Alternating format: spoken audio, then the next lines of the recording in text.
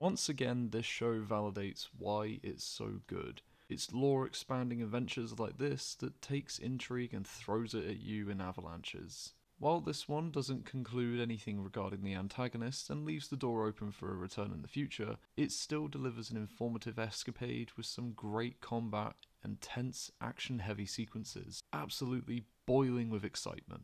Before I offer my thoughts, however, let me throw you a rundown of events.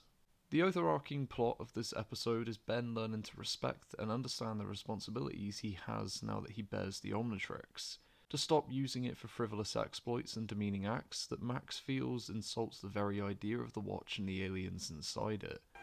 That is why you fail. Ben and Max engage in a fierce argument after Ben gets them kicked out of the hotel when he sneaks into an early screening for a new Sumo Slammers video game, using Ghost Freak to do it. You fucking idiot! Max accuses him of being selfish in this moment and takes away a lot of Ben's privileges, including access to Sumo Slammers content for a couple of weeks. What? Not a big deal, man. I mean, you're travelling around the fucking US anyway, so what the hell? Ben decides to become a teenager early and decides to leave, much to the chagrin of Gwen, when Max goes off to see if he can acquire a partial refund for what he spent on the hotel. While Ben wanders off, Gwen follows to at least ensure he doesn't get into any more trouble, little effect that has. When Ben is cheated out of his money in a local arcade, he runs into a kid called Kevin. Kevin! That can manipulate, absorb, and redistribute electricity and forces the machine to spit out the money it has. Kevin is seemingly tracked down by some local bullies who prepare to beat the shit out of him for stealing from them. Ben sees this and steps in as Accelerate to repay Kevin for supporting him. After dispatching of the bullies, Ben returns to Kevin, acting as if nothing happened. Good job. And wants to hang out, ditching Gwen and moving into the city. Later on, Ben sees the life that Kevin is living in an abandoned portion of the subway. Ah yes, every kid's dream, I imagine. Kevin then asks Ben what's caused all the friction between him and his grandfather Max, and once discovering what it was about in trying to sneak a peek at the new Sumo Slammers game, Kevin concocts the harebrained idea to break into the local warehouse full of copies ready for retail. Do it. It would appear, however, that SWAT was on standby to protect the warehouse full of video games. What? Boy, that escalated quickly. I mean, that really got out of hand fast. These cartoons. Anyway, Ben reveals his secret to Kevin and goes stinkfly to get them out of there. After soaring across most of the city and catching Max and Gwen's eyes on the way, they find Sanctuary hidden away from the authorities for now, and Kevin wants to team up with Ben to try and make a small fortune. Of course. Taking out a train in the underground that's transferring money across state. To do this, however, it would mean making the train collide with another passenger train. Not a great plan. This doesn't sit right morally with Ben, and the two engage each other, with this leading to Kevin using his abilities of absorption, taking some of the power of the Watch while Ben is transformed into Heat Blast, and becomes a combination of Heat Blast species for a while.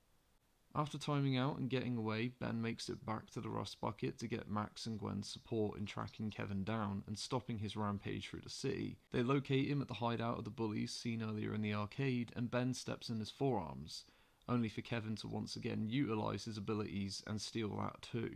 The fight pretty much comes to an end once Ben fully rages out his forearms and takes it to Kevin, almost defeating him fully, but Kevin grabs the watch once Ben times out and tries to rip it off him. But the watch bites back, and Kevin times out in his own right and runs off.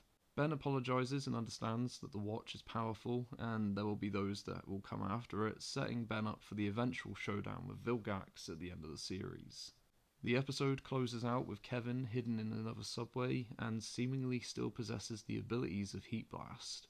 So, a big addition to the show to say the least. Kevin, for those wondering, will be a reoccurring antagonist in the show and goes on to receive quite the arc in Alien Force and Ultimate Alien in the future, where a lot of his personal development and history comes into play.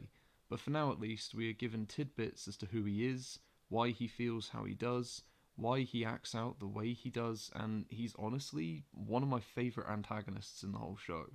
He has the most believable motivations, however twisted they may be, and goes on quite the journey alongside Ben, witnessing the growth in both of them as the series progresses. He is admittedly designed to be an allegory for what Ben might look like if left unchecked and unsupported, and while Ben maintains his arrogance going forward till he keeps getting his ass humbled by more and more challenges along the way, Kevin right now at least teaches him responsibility.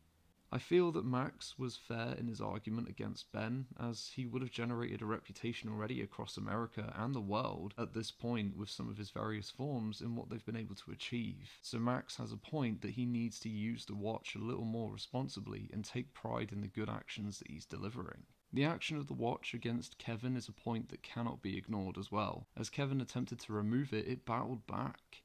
This lends itself to an early understanding that the Omnitrix has a degree of sentience or a very tight security system, though the belief of a degree of sentience is probably the best way to look at it.